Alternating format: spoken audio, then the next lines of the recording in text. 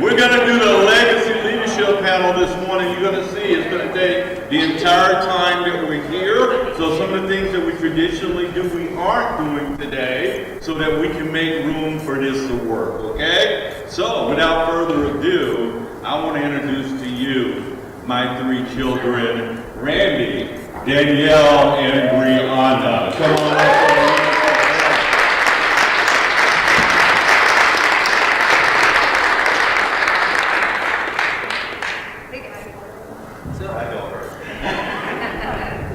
I'm so glad, and just in case you might be confused as you look at Randy, he's your twin, the handsomer twin, of course. Yeah, Randy and I came into each other's life when he was 17 months old, so we know that it takes lots of people can have sons, but not everyone can be a dad, right? Right, so Randy is my son in every possible shape of life. He's 36 years old, and I've been with him that entire, I am, right? You are? I thought he was like denying me over there. He's awesome. Let me tell you a little bit about these guys. I tried to memorize this, so you guys correct me if I'm wrong, okay? So this is cool. Randy is the CEO of Elite Roofing, a multi-million-dollar enterprise based in Denver, Colorado. He is also the chairman. He's the founder and CEO of Elite. He's also the chairman of the Roofing Academy, which helps people with coaching, executive coaching, entrepreneurship in that genre. In addition, he's a best-selling author, and he's also has too many other enterprises going on for me to keep up with. He's a tremendous businessman, and we're glad to have him here. That's Randy.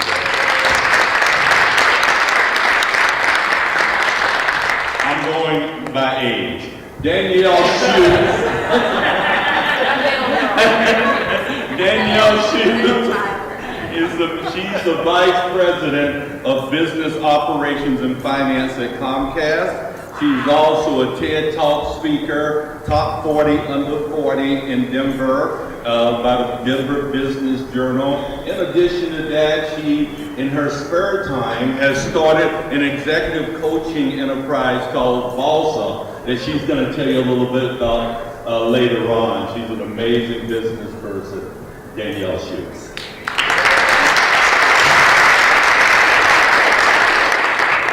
Brianna Reese is the Vice President of Operations at Elite Roofing. She is also one of the top subject matter experts in her field in the country, if not the world. She is really, really the epicenter of that company. Randy does virtually nothing.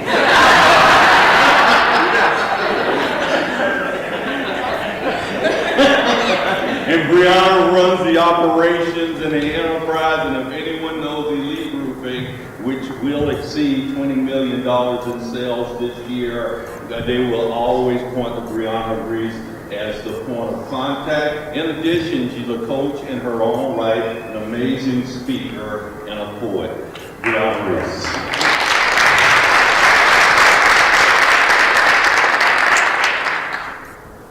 All right. Not very accomplished, but that's the best I can get out of these guys.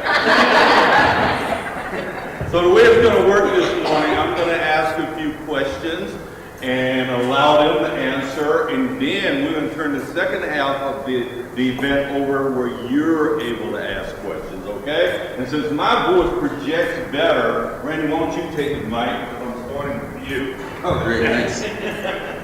Hi, everyone. We're live on Facebook, too. So, bring us. Hi, everyone.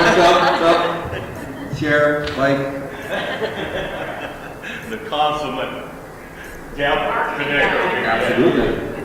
So, Randy, leadership, and we're talking about legacy leadership this morning. I think you best address that from an entrepreneurial standpoint. Tell us what that means to you.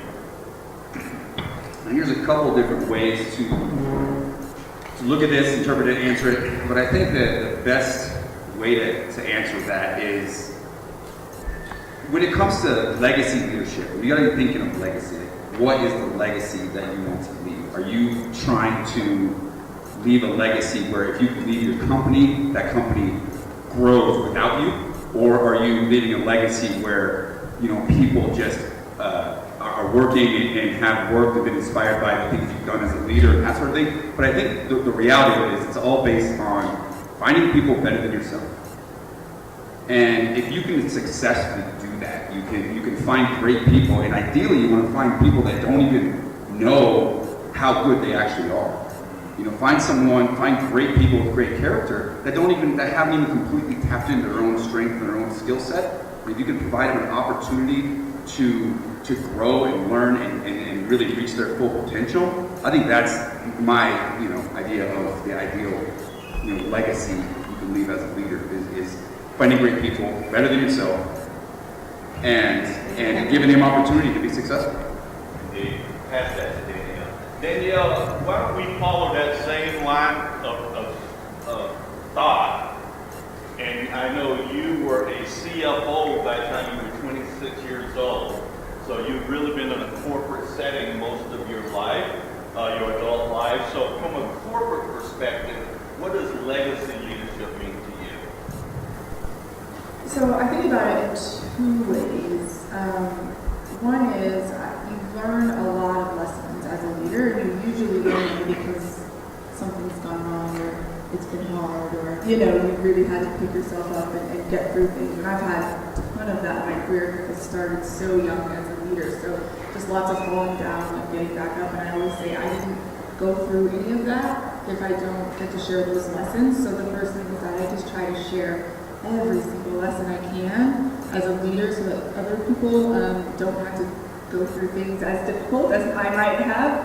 I think that's the point of learning the lessons that we do in life. And then the second thing is, when I'm all done, I hope so many people say, she helped me with my career. I hope people say, I got from here to there because Danielle helped coach me or always gave me the right feedback or was honest or helped me see something in myself that I didn't see there. So when it's all over, it won't matter how much money I managed in my career or how successful I was in that space. It won't matter how many people did I help their career grow and they're in a better place or they understood what they wanted to do for a living after spending some time working with me. So that's what I hope my leadership legacy is going to be in 45 years because I'm so young. So Bree, you've done a tremendous job from an operational and organizational platform. So when you think of legacy leadership and where you're currently leading from organizationally, what does legacy leadership mean for you? I think I'm just going to kind of almost piggyback off my brother and sister and just, for me, it's what leaders I developed that are following me. Just like this continued domino effect of human growth. I love to see my team just become,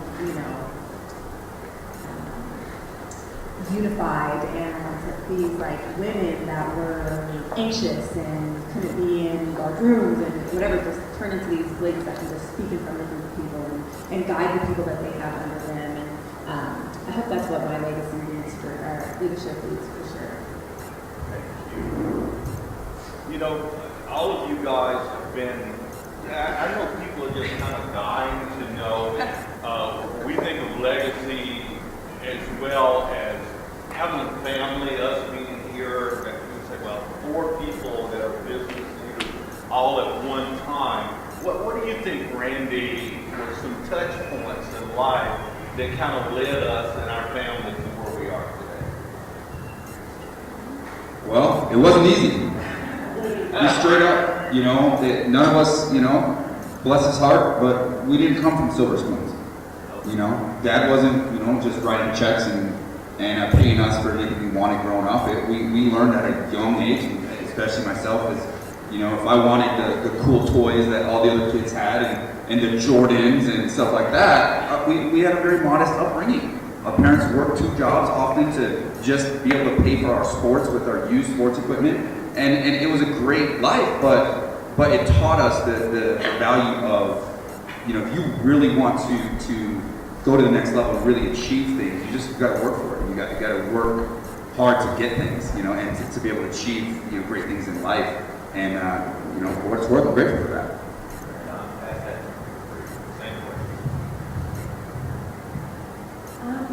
Yeah, I mean, even they had modest jobs, but they always excelled at them. Our parents did, and so we always watched that. I mean, we didn't go to home group; we led a home group. Everything that our parents did, they did as leaders. I watched all growing up, people following from the time my dad pastored his first church. I always what I saw was people following my parents. And then as being the youngest, it's the same thing with my brother and my sister. And people have rallied behind them their entire lives. And so that's always been the example that was set for me within the entirety of our home and our family. I don't think that it was even an intentional mindset. I don't think my parents were like, I'm going to show my kids how to be leaders. They just were. They just were and they just are. And I think to a certain extent, that created 3 kids that just were and just are. We take commands. Sometimes that's not always a good thing, but we've all stepped into roles where that's good, where commanding the room is okay. Oh my gosh, this is such a hard question. I think about this all the time. Like, whoa, what is going on? Yeah, what's going on? And I think it's a couple things. I think that we have been through a lot as a family. Like, we really have just been through a lot, and we always came back to each other and fought for family and just fought for our lives and didn't give up on each other. And if any of you know us and know our stories, we have some stories. It's like not just one maybe 4. Would each be an episode or something like that. It's this imperfect journey that I think has given us all a grit that has allowed us to be successful in other areas of our life. I think because it was not always easy and because we really had to, fight together through some really hard things, that I just don't take business as seriously as I would if I didn't have this family who sort of taught me, I've been through some real things. And so anything that happens at work, like, nobody's going to die, we're fine. Everybody's healthy and safe, and I'm going home at the end of the day to my family, and it's given me a really different perspective on the fact that you don't have to have a perfect beginning to anything for it to end in a way that's really full of blessings, and I think I learned a lot of lessons. And I think the other thing is we say what we mean and we mean what we say, and we just let it be. And I say that to people all the time, which is like, in my family, we don't do tension, meaning we don't leave things unsaid. And I think that has been really powerful in business. And I took it for granted, but it's like my brother's being a jerk, I just tell him that, and then we just keep it pushing. He's a jerk right now. I don't like you very much right now. And then you move on, and that's it, right? You love each other so much, like to the depths of your soul. But then you tell each other the truth, and you have really hard conversations, and you give feedback, and you work through crud, and that's life. And I think we got good at that. And I don't think we did it on purpose, but I think we got good at that. And I'm like that at work, If I have an employee who needs to do something hard, I don't have any problem saying that out of love for them, because I want them to be better. And I have no problem hearing it when I'm not doing the right thing, because I know how imperfect life has been. So I think that's been a real foundation for all of us feeling really confident that good days, bad days, we know we'll make it through it. And we've been through a lot harder stuff than any business to throw at us, I'm sure. Okay, I'm allowed to talk twice. She's assertive. I just wanted to add on to that. I think a lot of it, as far as our family goes, even within the 3 of us, is the messages that we've sent to each other. And there's never been a time where we didn't believe that the other one would be successful, even in the midst of failure. I remember one time, I have a very dated past, and My dad said to me, he said, "You're good at everything." And I was like, "Huh?" And he's like, "You're good at everything. You're even good at being bad." It was such a simple statement. It was not a joke. He meant every word of it. But something shifted in me, and I was like, okay, you know, if I'm good at being bad, like maybe I need to curb that and see if I can be good at being good. Right. You were good at that. I'm telling you. We're all actually pretty good. We all pretty good at that. So, yeah, and the ringleader of that. Indeed. You know, you guys are doing some amazing things. We've always been socially focused. We've always cared about our communities. We've always cared about the people, and we've always cared about giving. You know, I think you guys really personify that. I'm so proud of you for continuing in that realm. Tell us about giving, Randy.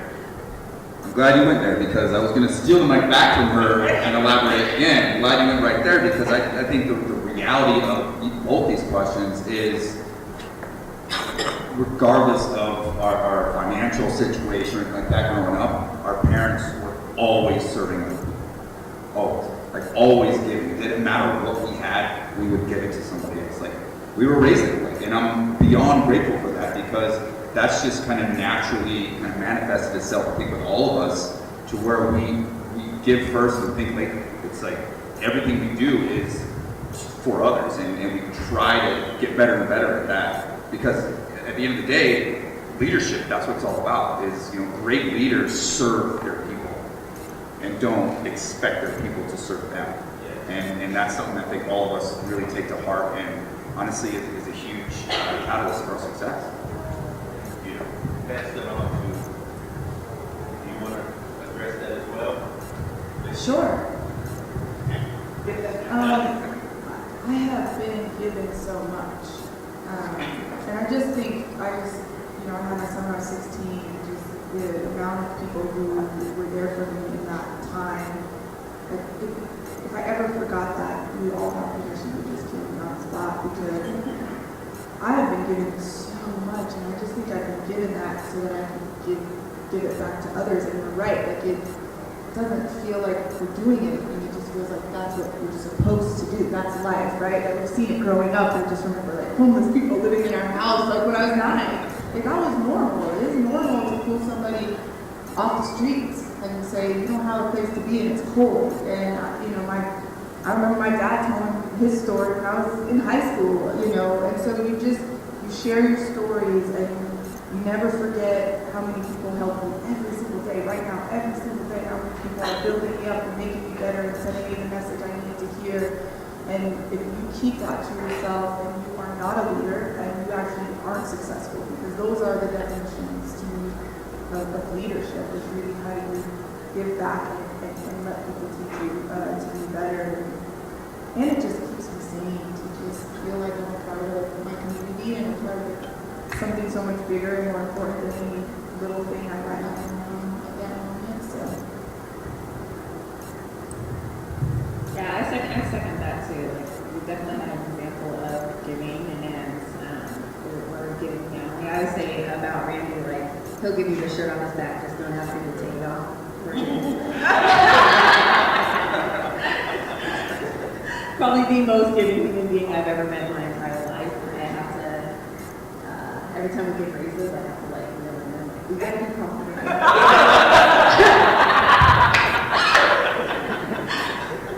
But that's really what it's about. It's not about the company making money. It's about, you know, our provide opportunity for others, like it's our saying. And so we just want everybody to make as much money as possible, which is great. But so that's all I have. Randy, why don't you tell us, because we talked about some additional ventures that you got going on, which were too numerous for me, so if they're going to take the rest of the session, you can just kind of encapsulate them. But tell us about some things you got going on and what you see ahead for you in your serial entrepreneur spirit. All right, well, obviously my career as an entrepreneur and with the roofing company has been fantastic, right?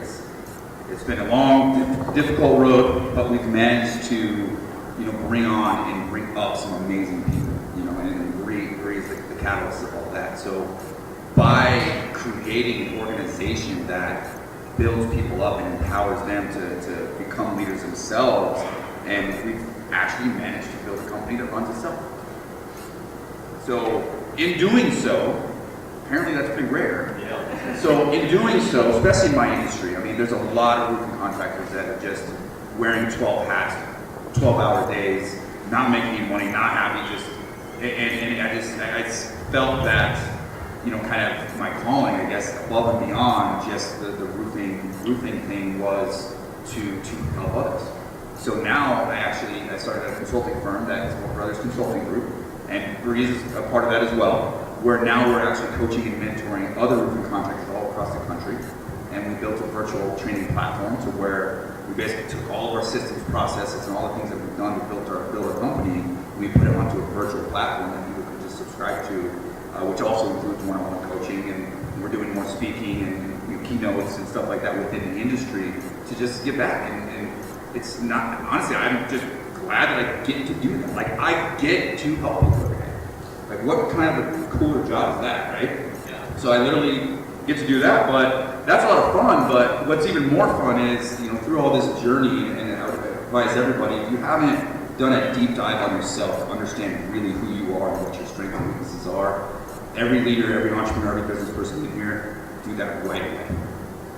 The more you can know yourself, the more you can build a company around your weaknesses, right? So in doing so, I kind of figured out that I'm actually kind of a nerd creative type. I really like creating things, and I've got into the video, and hey, Facebook, what's up? Like, you know what I mean? It's that's really fun for me, is the marketing and the video stuff. So we have another company, and we do digital media, like a digital media marketing company. And this is my man right here taking pictures of us. He's another creative. We get together and sparks fly, and just really cool things happen. We create a lot of videos, and we have a number of clients now within our space that we're actually building them websites and helping them out with just really unique and creative social media strategies and different things like that. And then we created a show, a live Facebook show, which we're kind of doing now, and that's a lot of fun too. So we bring on other entrepreneurs, and those are some of the things we're working on. Feel free to ask later if you want to hear more about it. But it's just fun, entrepreneurship should be fun. It shouldn't be a stress. You shouldn't start a business to give yourself a really crappy job. Right? So we need to start businesses to give ourselves a great life. That was applause for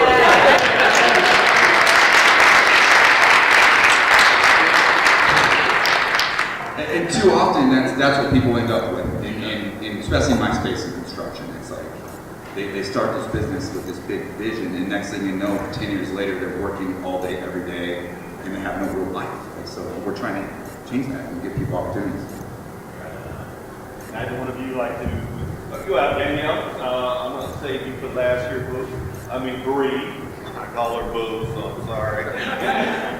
We all call her Boo. We all call her Boo. That's well. Let's talk about, because you've moved into this space, Danielle, of boss up and executive coaching. Why don't you unwrap that a little bit for us and tell us really what that means? Yeah, so the accidental entrepreneurs, I always listen to my brother, like, I'm not an entrepreneur, you're the entrepreneur. Like, I can't do that, it's too scary. And so, it's funny, so I started doing a lot of speaking last year and this year, and after I was doing the speaking engagement, I would get email, just flooded with emails from people who had like just quick questions, or tell me about this, or tell me about that, or I have this thing going on with me right now, and I'm like, I want to answer every email. Like, let's get on the phone, let's talk about that. Like that, I didn't have enough hours in the day, and I was just saying, how do I do this? Like, how do I help with these little snippets, or just like these quick things that we're all going through in our career that I've certainly been through or am going through as well. And I try to be really intentional about taking time to work on myself as a leader every day, even if it's for 15 minutes, like reminding myself of something I'm working on. Or I set my goals for the year around who I want to be. Like I want to be more patient this year. So what are some things I'm going to do to be more patient this year? Theoretically, because it's real, I'm really impatient. So it's like, okay, whatever you are working on that. It's like a New Year's resolution every year. But it's like, you know, I think we don't invest enough in ourselves and in our, you know, who we are as leaders, learning who we are as leaders, learning who we're not. And that's where we go wrong. And unfortunately, that's like most of people. It's like, hey, we're going to let you lead this group of people, and then we're going to try to teach you how to manage people, and you already lead a group of people. Leadership exposes all the stuff you had that you needed to be working on anyway, right? It just exposes it, it just puts the pressure on it. And so I've always been like, how do we start working with people earlier in their careers and just being intentional about giving feedback, giving guidance, you know, giving them tactical homework and things like that they can do. So then came the Daily Boss Up, which was started, originally to sort of just take 5 minutes a day. I'm going to send you a text, and it's just going to be about a topic. Like this week's topic is courage. So every day we're getting a text on courage, just in the morning to get you going. We've done lots of amazing topics, balance, all the things that you need to be thinking about. And then it sort of has grown, and so it's like every week there's a blog to go with that topic. So you can go read the blog on courage, and those blogs have homework in it. So you can, hey, here's what I want you to do a little differently this week is courage. If you're struggling with courage, if you're struggling to make a decision, if you're struggling to jump off the cliff on something, or fear was a big one. So there was lots of tactical, just do something a little different this week. Like take things one step at a time if this is something that you're working on. And so easy reads, I'm a millennial, and just trying to meet us all where we're at, which is in our phones. And so it's really easy to go into your phone and get a quick tip, or just be really intentional, and it's just $7.99 a month subscription to the Daily Boss Up. And then we recently started filming leadership webisodes. I have one with my brother, my sister's up next, lots of people I know in the community from different industries, and just sit them on the couch for 10 minutes and talk to them about their leadership journeys. And so Boss Up members will have those videos that they can look at, and then we're also going to start these little detoxes from things in our life as leaders. So the first one's going to be the comfort zone detox. So that's going to be in a few weeks. So sign up before then. And every day you'll get a little 1-minute video from me that says, here's something you have to do differently today to help you think about that comfort zone and how you might be stuck there, right? Something as simple as like stand in the shower for 30 seconds with cold water. Like, just thinking about little things like that where you just take for granted, like, oh my God, that would be awful. But every day we're like doing things mentally that keep us from sort of getting over humps, and comfort zones are the place where the dreams die. So we're gonna start with comfort zone detox. So it'll be a 7-day detox from our comfort zones, and we'll do detoxes like that, every couple months or so as well. So it's just it's just a place, I call it the tribe, the boss tribe, where we just meet and really take, even if it's 5 seconds a day, to read that text, and you don't read the blogs, and you don't watch any episodes. There's something special about just pausing for a second and focusing on yourself and what words might mean to you and things like that. And so I wrote the content in advance, so now I'm getting content that I forgot I wrote, and I'm like, I needed that today. I needed courage week today. So yeah, that's been really fun. We'll see where it goes, and I'm gonna have to pick a job one day, I think. A lot going on, but love it. So passionate about that, passionate about speaking. We'll see where life takes us. Bree.